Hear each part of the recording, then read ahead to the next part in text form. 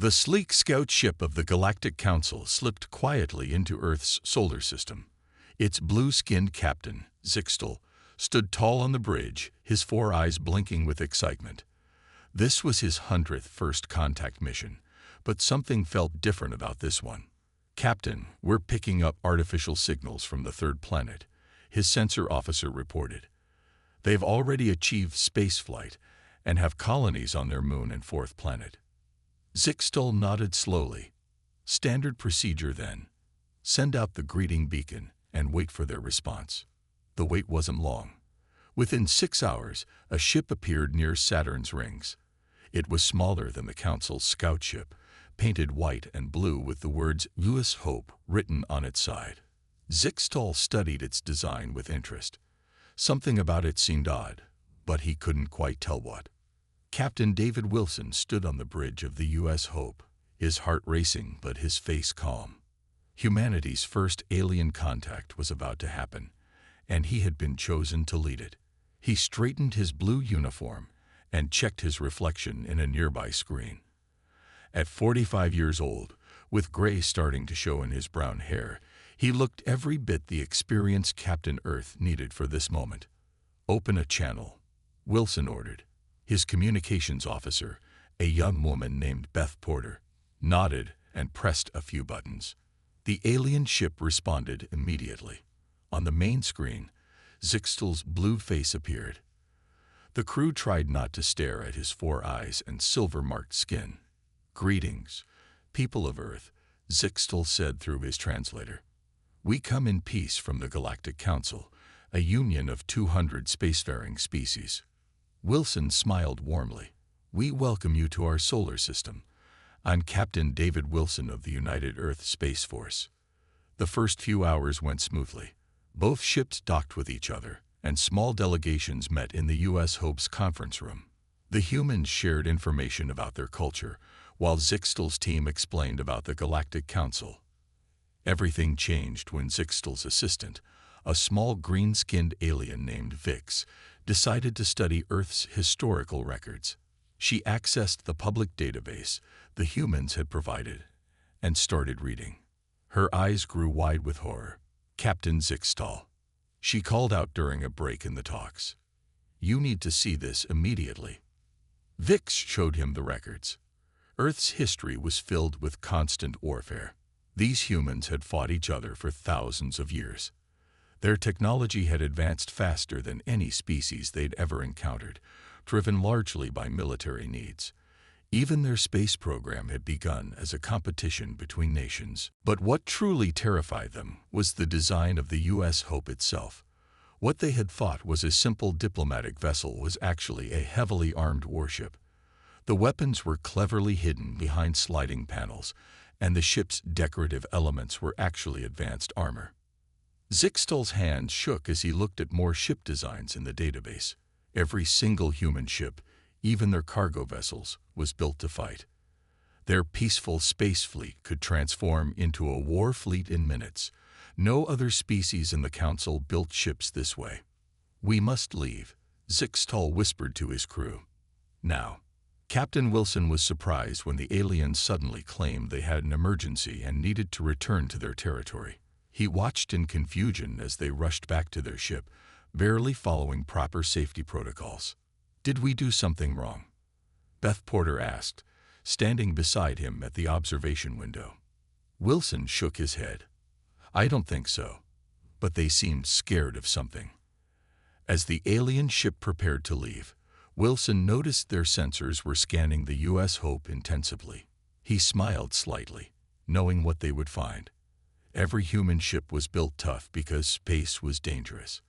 Humans had learned long ago that it was better to have weapons and not need them than need them and not have them.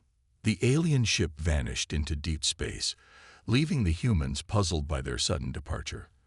What they didn't know was that Zixtal was already preparing an emergency report to the Galactic Council. He needed to warn them about these humans, a species that had turned their entire space fleet into hidden fortresses. In his report, he wrote, "They are not like us. Every ship they build is a weapon in disguise. They prepare for war in times of peace, and if their diplomatic vessel is this heavily armed, I fear to imagine what their actual warships look like. Back on the U.S. Hope, Captain Wilson sent his own report to Earth Command. The first contact had gone well until it hadn't. Something had spooked their visitors, and he had a feeling humanity would be seeing them again, maybe not as friends next time. He looked out at the stars and sighed. Well, I guess we'll just have to be ready for whatever comes next. Lieutenant Emma Carter hadn't slept in 2 days. Her dark hair was messy, and empty coffee cups littered her desk at Earth's Space Command Center. As Earth's best translator of alien languages, she had one important job: figure out what the aliens were saying about humanity. "Got you," she whispered, her eyes lighting up as she cracked another part of the coded alien transmissions. Her computer screen filled with translated text, and her smile quickly turned into a frown. "General Adams," she called out. "You need to see this right away." General Paul Adams walked over to her station. He was a tall man with white hair and kind eyes that had seen too many hard decisions. "What did you find, Lieutenant?" Emma pointed to her screen. "The Galactic Council has labeled us as a Class X warrior species. According to their records, only 3 other species have ever gotten this label. All of them were dangerous races that tried to take over the galaxy." The general's face turned serious. "But we haven't tried to conquer anyone. We haven't even left our solar system yet." "They're scared of our ships, sir," Emma explained. "They think we're hiding our true strength.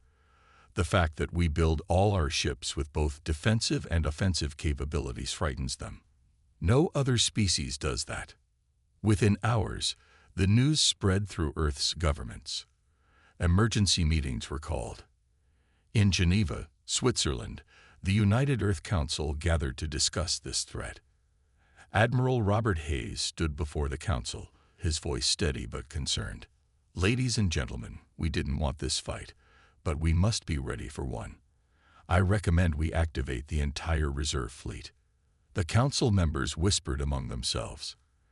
Activating the reserve fleet was a big step. These ships had been built in secret over the past 20 years, hidden in underground bases on Earth's moon. "Do it," said the council president. "But Admiral, remember, we defend, we don't attack." Admiral Hayes nodded and left the meeting room. He took out his tablet and sent the activation codes. All across the dark side of the moon, hidden doors began to open. On the moon base, Commander Ashley Martinez watched as ships emerged from their hiding places. She stood at the main observation window, her heart beating faster as each vessel powered up its engines. "Status report," she ordered through her comlink. "All ships responding, Commander," replied her second-in-command. "The Humanities Shield is powering up now." The Humanities Shield was humanity's greatest secret. A massive ship, 3 miles long, that had taken 15 years to build. It was hidden in the largest crater on the moon's dark side, and now it was waking up. The huge ship rose slowly from its crater, its dark metal surface reflecting the starlight. It looked like a cross between a sword and a shield, designed to both protect and fight. Solar panels that looked like wings unfolded from its sides, and lights began to flicker on across its hull. In orbit around Mars, the alien observer Krithak watched through powerful telescopes. The small purple alien couldn't believe what they were seeing. Their hands shook as they sent urgent messages back to the Galactic Council. "The humans have hidden ships," Krithak reported. "Many ships. Big ships. Their lunar base just revealed a vessel larger than any in the Council's peace fleet. But they're not moving to attack. They're forming a defensive ring around their planet." Back on Earth, Lieutenant Emma Carter intercepted Krithak's message. She took it straight to Admiral Hayes. "They're watching us, sir," she said. "But they don't understand. They think we built these ships to conquer, but we built them to protect." Admiral Hayes looked out his office window at the night sky. The stars looked different now that he knew there were scared aliens out there. "You know what's funny, Lieutenant? We humans built strong ships because space is dangerous. We added weapons because we watched too many sci-fi movies about alien invasions. And now, the aliens are afraid of us because we were afraid of them." Emma nodded. "What do we do now, sir?" "We wait," Hayes replied. "They'll either talk to us or try to frighten us into giving up our ships. Either way, humanity will be ready." Above the Earth, the humanity's shield took its place at the head of the defense fleet. Its mere presence sent a clear message to any watching aliens. Humanity came in peace, but they were ready for war if needed. In the ship's control room, Commander Martinez looked at the radar screen showing alien observers near Mars. She smiled slightly. "Let them look," she said to her crew. "Let them see that we're not hiding anymore. Maybe then they'll understand. The species that's most ready for war is often the one that wants it least." Krithak's observation ship floated silently behind Mars' largest moon, Phobos. The small purple alien had been studying humans for 3 weeks now, and each day brought new surprises. Today, Krithak watched Earth's ships perform what the humans called war games. Through powerful telescopes, Krithak observed Commander Ashley Martinez leading the exercises. Her ship, the Star Defender, moved in ways that should have been impossible according to galactic science. Recording day 22, Krithak spoke into their recorder. "The humans are doing it again. They're breaking the laws of physics as we know them. Their ships can turn without using turning thrusters. They can stop instantly without crushing their crews. It's like they don't follow the same rules as everyone else." The war games continued as 20 Earth ships split into 2 teams. The blue team, led by Commander Martinez, faced off against the red team. Krithak watched in amazement as the ships danced through space, firing practice shots with low-powered lasers. "Look at that," Krithak whispered, zooming in on the Star Defender. "Their ships can shoot in one direction while moving in another. No other species has figured out how to do that. Our scientists said it couldn't be done." On the Star Defender's bridge, Commander Martinez smiled as her ship easily dodged another practice shot. At 35 years old, she was one of Earth's best ship captains. Her short red hair and green eyes reflected in the command screen as she gave orders. "Blue team, formation Delta," she called out. "Let's show them our new trick." Krithak's 4 eyes widened as the blue team's ships suddenly changed their formation. Instead of spreading out like normal ships would, they moved close together. Their energy shields overlapped, creating one big shield that was stronger than the sum of its parts. "Impossible," Krithak muttered. "Shield technology doesn't work that way." "Except it does, for them." The red team fired everything they had at the combined shield. Not a single shot got through. Then Martinez's blue team split apart faster than any alien ships could move, each vessel firing from a different angle. The red team didn't stand a chance. "End exercise," Martinez announced. "Good work, everyone. Red team, your defense was solid. Blue team, our timing could be better on the shield merge." Krithak quickly sent another report to the Galactic Council. "Most respected leaders, these humans, they're different. Their ships have both strong weapons and strong shields. They can attack and defend at the same time. No one else builds ships this way because we thought it was impossible. But they did it." In the council chamber, far across the galaxy, the alien leaders read Krithak's report with growing concern. High Counselor Vermax, a tall being with silver skin, turned to his advisors. "How?" he asked simply. "How did they develop these technologies?" An old advisor stepped forward. "We've studied their history. These humans, they spent thousands of years fighting each other. Each war made their weapons stronger, but it also made their defenses better. When they went to space, they took these lessons with them." Back in Earth's solar system, Krithak continued watching. The observer noticed something else strange. The humans knew they were being watched, but they didn't seem to care. On the Star Defender, Commander Martinez looked at the radar screen showing Krithak's ship. "Still there, are they?" she asked her sensor officer. "Yes, Commander. Same spot as yesterday." Martinez nodded. Let them watch. Maybe they'll learn that we're not the monsters they think we are. Krithak made one final recording that day. There's something else about the humans that the Council needs to understand. Yes, their ships are powerful. Yes, they can fight better than anyone we've seen. But they spend most of their time practicing how to protect things, not destroy them. Their strongest weapons are mounted beside their strongest shields. The observer looked one last time at the Earth ships, now forming a peaceful patrol formation. Final conclusion. The humans aren't dangerous because they want to be. They're dangerous because they've learned they have to be. In all my years of studying alien species, I've never seen one that works so hard to be both strong and gentle at the same time. As Krithak prepared to leave the solar system, Commander Martinez ordered a small patrol of ships to escort the observer safely to the edge of human space. It was a simple gesture, but it sent a clear message. Humans could be both warriors and friends. The observer's final message to the Council was short. We have two choices. We can make enemies of these humans and face ships that break all our rules of warfare. Or we can make friends with them and learn how they do the impossible. I strongly suggest we choose friendship. The message from the Galactic Council arrived on a quiet Tuesday morning. It appeared on every computer screen in Earth's Space Command Center, its words simple but threatening. To the leaders of Earth, you have 48 hours to destroy all your warships. If you refuse, we will be forced to take action. This is not a request. This is an ultimatum. Lisa Brown stood at the podium in the United Nations building in New York. As Earth's Space Command spokesperson, she had the job of giving humanity's answer.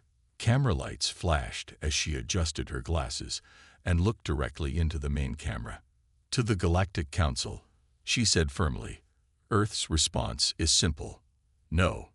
In his command center on the moon base, Admiral Robert Hayes watched the broadcast. He smiled at the one-word answer, then turned to his crew. Send the signal. Deploy all ships. Deep in space, the alien council members watched their screens as something amazing happened.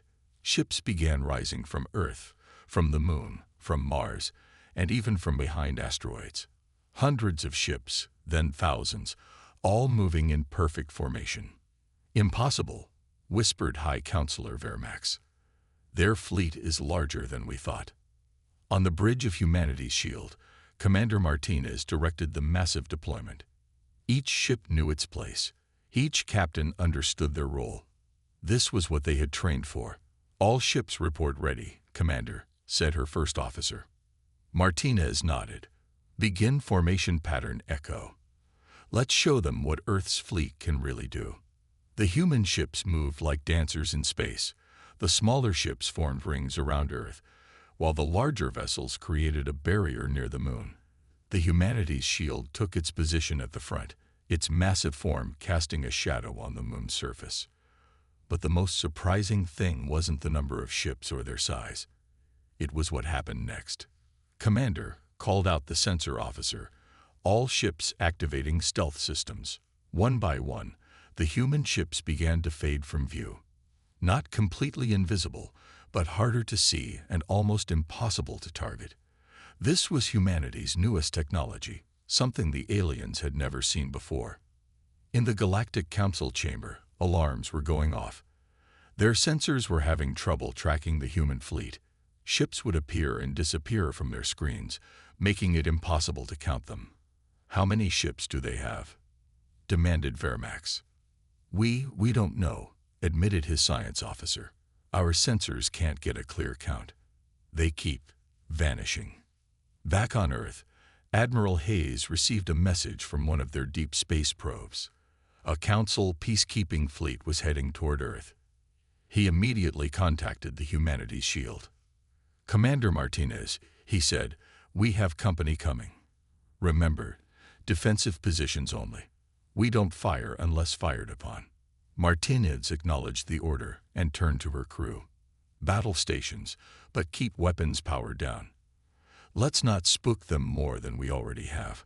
The Council fleet arrived at the edge of the solar system. Their commander, a tall blue alien, stared in confusion at his sensors. The human fleet was there, but not there. Every time his ships tried to get a weapon lock, the target would fade away. "Sir," his weapons officer called out, "we can't get a clear shot." And their ships are positioned in a way that any missed shot would hit empty space. They've covered every angle. The alien commander studied the human formation carefully. Then he noticed something else. All the human ships had their weapons powered down. They were ready to fight, but they weren't looking for a fight. He sent a message to the council. "The humans have shown us only 2% of their fleet's positions, but what we can see is disturbing. Their technology is beyond our understanding. Their tactics are perfect. And most worryingly, they are completely calm about facing our fleet." In the council chamber, Vermax received the message. He looked at the images of Earth's partially visible fleet, at the massive humanities shield floating silently in space, and at the calm faces of Earth's leaders waiting for his response. "Perhaps," he said slowly, "we should reconsider our approach." He turned to his advisors. "Send a new message to Earth. Tell them we would like to talk." On the humanities shield, Commander Martinez allowed herself a small smile as the council fleet began to pull back. "Stand down from battle stations," she ordered. "But keep the stealth systems running. Sometimes the best way to avoid a fight is to make sure the other side knows exactly how hard you can punch." Earth had stood its ground, and the stars had blinked first. Despite their request to talk, the Galactic Council couldn't resist sending their peacekeeping fleet closer to Earth. 50 of their largest ships, each one bright silver and carrying enough weapons to destroy a small moon, moved slowly through the solar system. Captain Daniel Foster stood on the bridge of his ship, the Swift Justice. At 38, with steady hands and calm blue eyes, he was chosen to lead Earth's first tactical response team. "All ships in position," his communications officer reported. "The alien fleet will reach Mars orbit in 10 minutes. Foster nodded. "Send word to all captains. Remember the Admiral's orders. We show them what we can do, but we don't start a fight." The alien fleet commander, General Zach Still, watched his screens carefully. The human ships were still using their strange stealth technology, flickering in and out of view like ghosts in space. "Prepare to launch fighters," Zach Still ordered. "Let's see how these humans handle small, fast targets." But before his crews could act, something amazing happened. The space around his fleet suddenly filled with small, blinking lights. Thousands of them, forming a perfect sphere around his ships. "Sir," his sensor officer shouted, "those are human drones." They appeared from nowhere. On the Swift Justice, Captain Foster allowed himself a small smile. "Phase 1 complete," he said quietly. "Begin Phase 2. The drones didn't attack. Instead, they started moving in complex patterns, creating a light show in space. To the alien fleet, it looked like they were surrounded by a net of stars that could turn into weapons at any moment. "Impressive," Zach Still admitted. "But let's see how they handle this." He ordered his ships to fire warning shots at empty space. The energy beams never reached their targets. Small, round devices suddenly appeared in their path, creating shields that absorbed the shots completely. The shields didn't break or fade. They simply took in the energy like it was nothing. "Impossible," Zach Still's weapons officer cried. "Those shield devices, they're smaller than a shuttle but stronger than our best capital ship shields." Foster's voice came over their communication systems. "General Zach Still, those were warning shots, so we responded gently. Would you like to see what happens when we take things seriously?" Before the alien commander could respond, the humanities shield appeared out of nowhere right in front of his fleet. The massive ship had moved without making a sound, without triggering any sensors. 1 second it was near Earth, the next it was here. Commander Martinez's voice joined Foster's on the channel. "Your ships are now surrounded by 3 layers of our forces. The drones you can see, the shield network you just discovered, and our capital ships you can barely detect. This is only 2% of our total military capacity. In the alien fleet, sensors began picking up strange readings. The human ships were doing things that shouldn't be possible. They were moving without using engines, communicating without using signals, and their weapons. Their weapons were like nothing the Council had ever seen. "Sir," Zaxtil's science officer reported, checking new scans. "The humans, their ships can change shape. And their weapons don't just destroy. They can capture, disable, or redirect energy. It's like they've taken every rule of space combat and completely rewritten them." On the Swift Justice, Captain Foster watched as the alien fleet slowly began to back away. He turned to his crew. "Stand down combat stations, but keep the drones in position, just in case." The alien commander sent an urgent message to the Council. "We must withdraw. These humans, their technology isn't just advanced, it's different. They don't think about space combat the way we do. Every defense is also a weapon. Every weapon is also a shield. And worst of all, they're showing us these capabilities while keeping their main weapons powered down. They're not threatening us. They're warning us." As the alien fleet retreated, Commander Martinez contacted Captain Foster from the Humanities Shield. "Good work, Daniel. The drones were a nice touch." Foster smiled. "Thank you, Commander. Do you think they got the message?" "Oh yes," Martins replied, looking at her screens where the alien ships were quickly moving away. "I think they finally understand. We built these ships to survive anything space could throw at us. The fact that this made us the most powerful military force in known space was just a side effect." The human fleet watched as the alien ships disappeared into deep space. They had shown just a small fraction of their capabilities, but it was enough. The stars now knew that humanity's ships weren't built for conquest. They were built because humans had learned long ago that space was dangerous, and only the strong survived. But more importantly, they had shown that being strong didn't mean you had to be violent. Ambassador Mark Stevens walked into the massive meeting room on Europa Station, his footsteps echoing in the quiet space. At 50 years old, with salt and pepper hair and warm brown eyes, he carried the hopes of Earth with him. Today, he would meet with the Galactic Council's representatives to explain humanity's ships.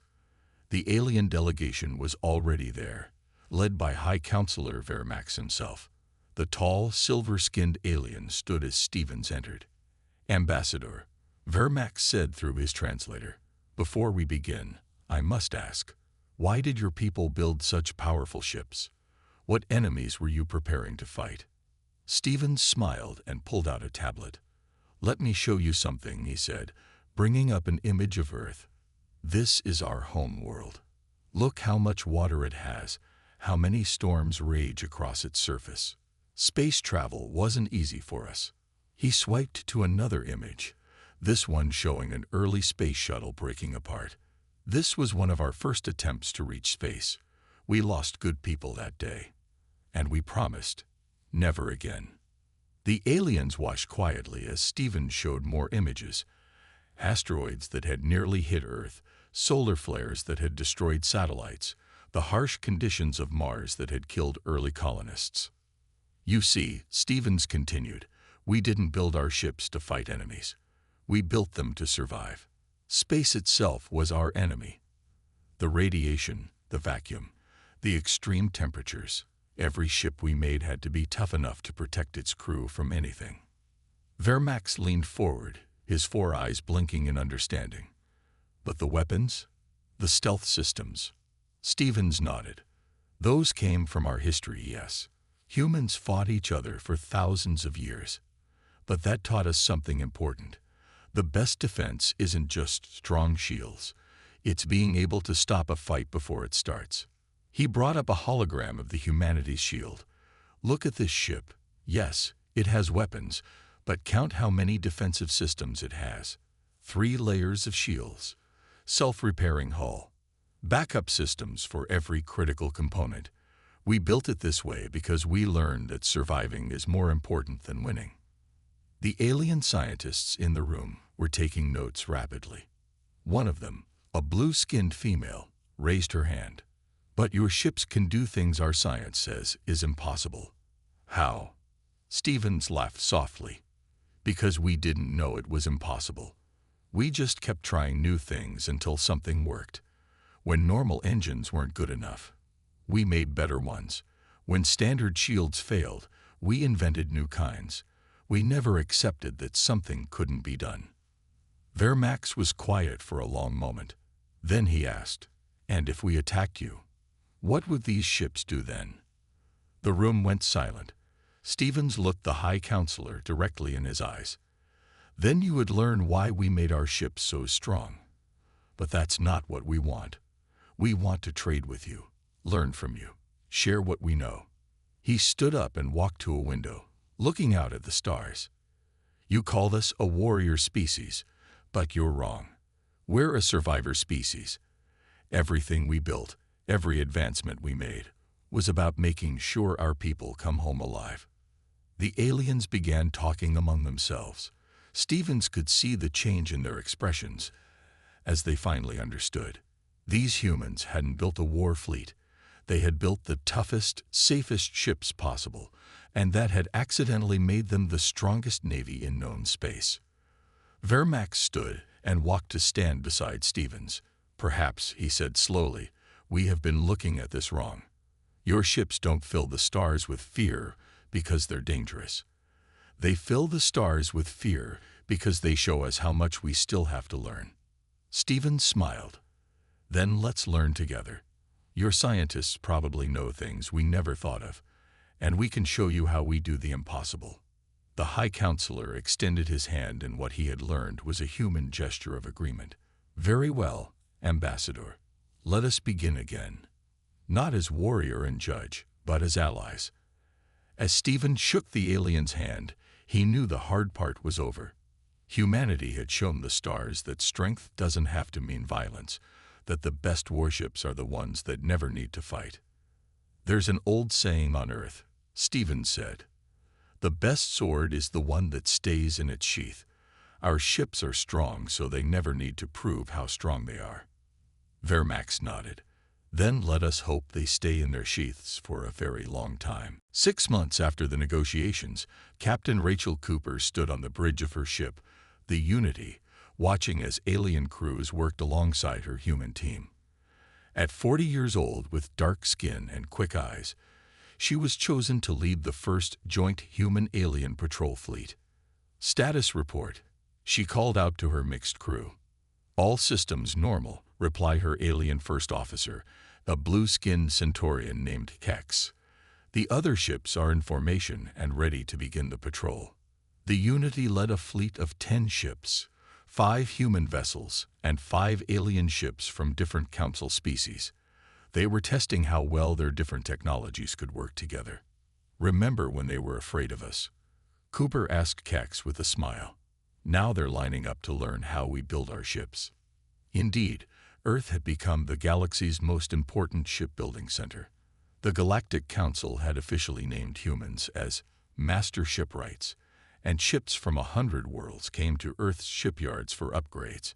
In one of these shipyards near Mars, Admiral Hayes watched as workers installed human-designed shield generators on an alien cruise ship. The sight still amazed him. Just months ago, these same aliens had been ready to fight Earth. Now they were eager customers. "Admiral," a young officer called out, "the new training program is ready to begin." Hayes nodded. Earth was now teaching other species how to build better ships. Not warships, but vessels that could survive anything space threw at them. The program had a 5-year waiting list. Back on Earth, Lieutenant Emma Carter had a new job. Instead of translating alien messages, she was helping write a book called Humanity's Guide to Shipbuilding. The book would be shared with all council species. "It's funny," she said to her alien co-author. "We never thought our ships were special. We just built them the way we thought they should be built." On the Humanity's shield, Commander Martinez was giving a tour to a group of alien admirals. They stopped at the bridge, where the aliens stared in wonder at the ship's controls. "The secret isn't the technology," Martinez explained. It's how we think about ships. Every part of the ship should help protect the crew. Every system should have a backup. And every weapon should be able to defend, as well as attack. One of the alien admirals raised his hand. But how do you power all these systems at once? Martinez smiled. That's the best part. Would you like to see our engine room? Across the galaxy, things were changing. Ships were becoming safer. Space travel was becoming less dangerous. And it was all because humans had been too stubborn to accept the impossible. On the Unity, Captain Cooper received a message from a nearby alien trading post. Pirates were attacking a civilian transport. All ships, battle stations, she ordered. But remember, we protect, we don't destroy. The joint fleet moved as one. Human stealth technology hid them until they were close. Alien sensor systems tracked the pirates. Together, they surrounded the attackers without firing a shot. Attention pirate vessels, Cooper broadcast. You are surrounded by a joint human council fleet. Power down your weapons and prepare to be boarded. The pirates took one look at the human ships in their midst and surrendered immediately. The Unity's reputation had preceded it. Later that day, Cooper wrote in her log, "The aliens aren't afraid of our ships anymore. Now they're grateful for them. We didn't just show them new technology. We showed them a new way of thinking about space travel. Every ship should be a fortress for its crew, a shelter in the storm of space." In the council chambers, High Counselor Vermax looked at the latest reports. Human-designed ships had already saved thousands of lives. Space travel accidents were down by 60%. Even pirate attacks had decreased. No one wanted to face ships built with human technology. "We were wrong about them," he told his advisors. Their ships didn't fill the stars with fear. They filled the stars with hope. Hope that space travel could be safer. Hope that ships could protect instead of just destroy. Hope that different species could work together and make something better than they could make alone. On the Unity's bridge, Captain Cooper watched her human and alien crew working together seamlessly. Above them, the stars sparkled with possibility. "Ready for our next patrol?" she asked Kex. The alien officer nodded. "Ready, Captain. Where are we going?" Cooper smiled. "Wherever space takes us. But this time, we're going together." And so, humanity's ships continued to sail through the stars, not as weapons of war, but as beacons of safety in the dangerous dark of space. The fear they once caused had turned to respect, and that respect had built bridges between worlds. In the end, the stars learned that the strongest ships weren't the ones that could destroy the most. They were the ones that could protect the best.